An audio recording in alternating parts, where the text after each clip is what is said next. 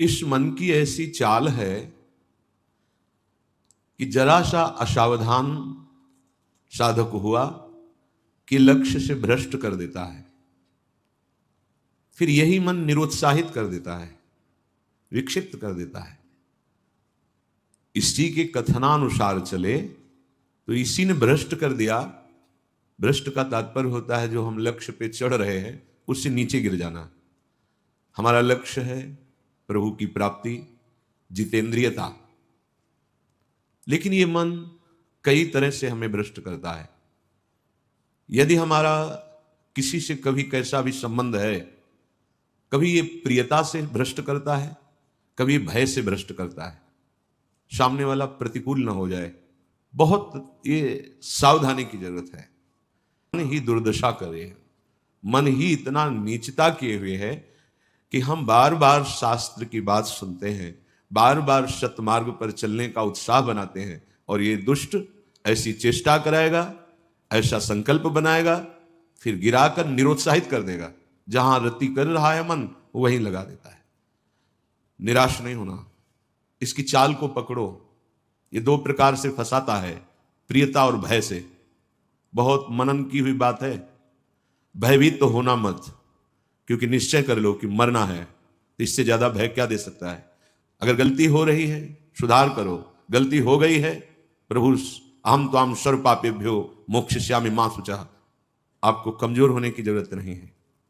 बहुत ध्यान से सुनना, आपको कमजोर होने की जरूरत नहीं है। प्रमाद स्थिति में हमसे गलती हो गई, हम उस गलती को दोबारा ना करें। और ध्यान दीजिए, वो गलती कराने वाला आपका मन है। जब आप आनंदित होंगे, जब आप उत्साहित होंगे, तब ये फंसाएगा। इसकी चाल है। इसीलिए उदासीन अति रही गोसाई।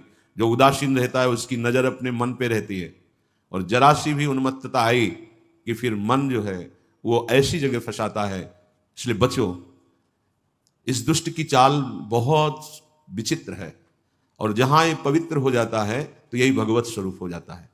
इसके लिए निश्चय करना पड़ेगा।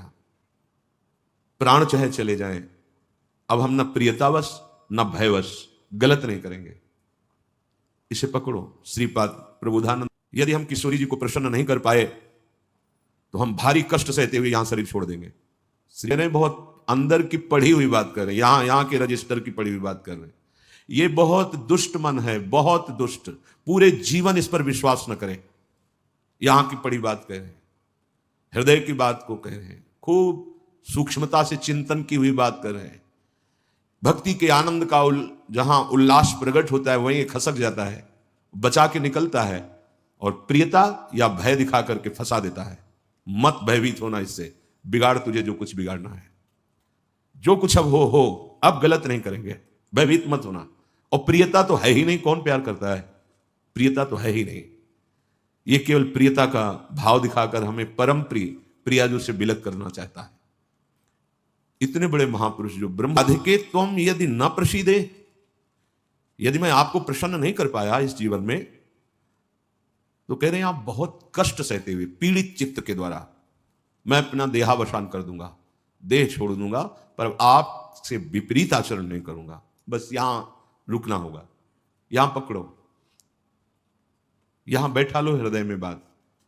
इतना बहिर्मुख हो चुका है उपासक कि वो पकड़ ही नहीं पाता है अपने अंदर की कमी को। वो अंदर ही अंदर वो खोखला करके, निराश करके बस केवल जीने में लगा देता है। खाया पिया सोया खेला कूदा, समय कट रहा है, बढ़िया है।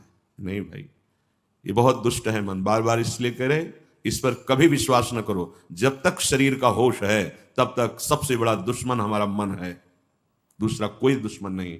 इस दुश्मन को देखते रहिए। ये 5 ज्ञानेंद्रियों को साथ लेकर हर समय हमारे पतन का प्लान करता रहता है, पतन का संकल्प बनाता रहता है।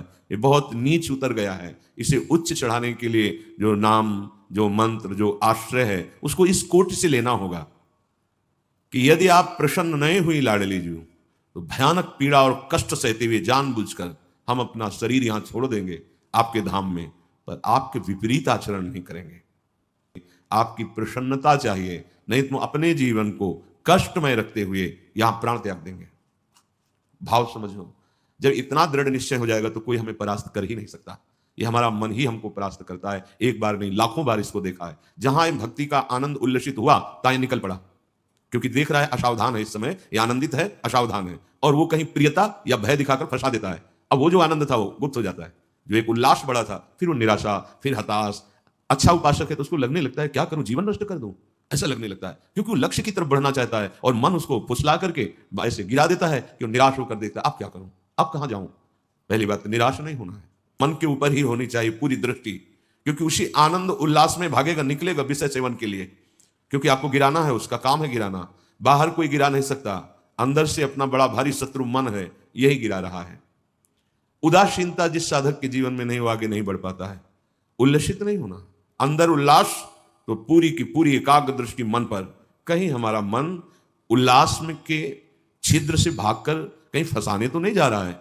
हमने देखा है इसको दो तरह से फंसाता है, एक प्रियता और एक भय। भय मान सम्मान, यश कीर्ति, लोक लज्जा, इसका, और प्रियता हमें बहुत प्यार करता है। दो स्थिति में मन भागता है और साधक को गिरा देता है। तो साधक का निश्चय होना चाहिए कि अब या तो प्रियाजू की मुस्कान, नहीं तो प्राणों का समर्पण। अब सौदेबाजी मन से नहीं होगी, अब हम जलने के लिए तैयार हैं, अब हम सौदेबाजी नहीं करेंगे कि है मन प्रसन्न हो जाए तो भजन में सहयोग करेगा, ये नीच कभी नहीं करेगा सहयोग, इसको तो जलना ही होगा, बिना जलाए आगे नहीं बढ़ सकते। हम स्वीकार नहीं करेंगे इस मन की मनमानी आचरण।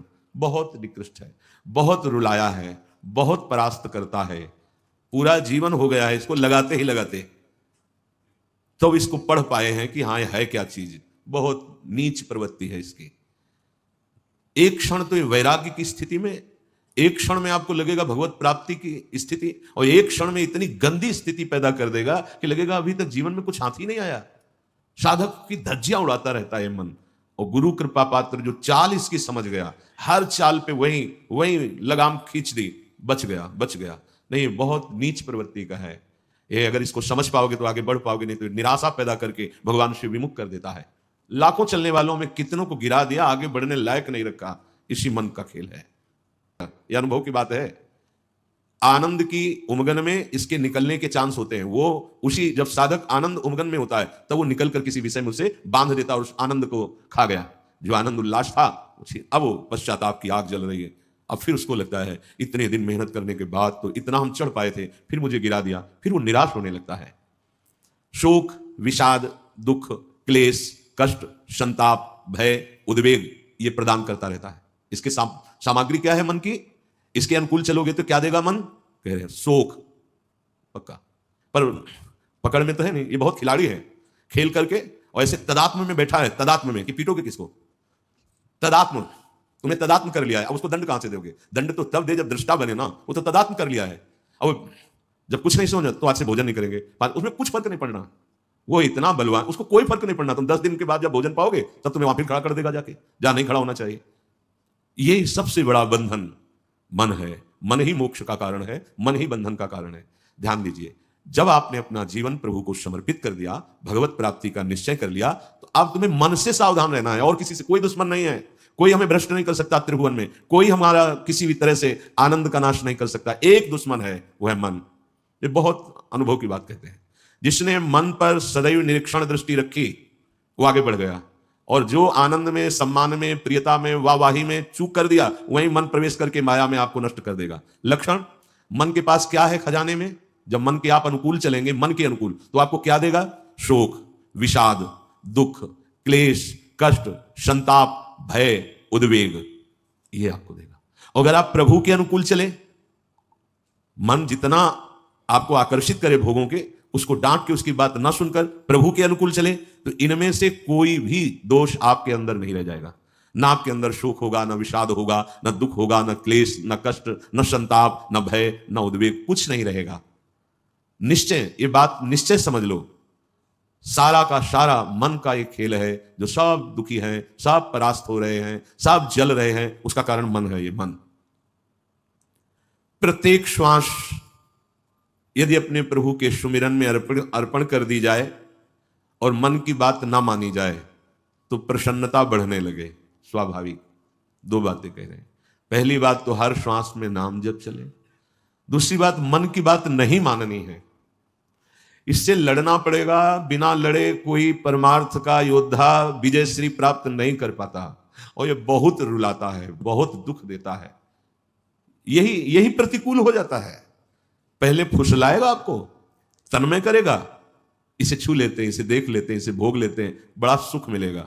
और आपने यदि उसके अनुकूल कर लिया तो वही फिर शोक, विषाद, दुख, क्लेश, अशांति ये फेंकेगा।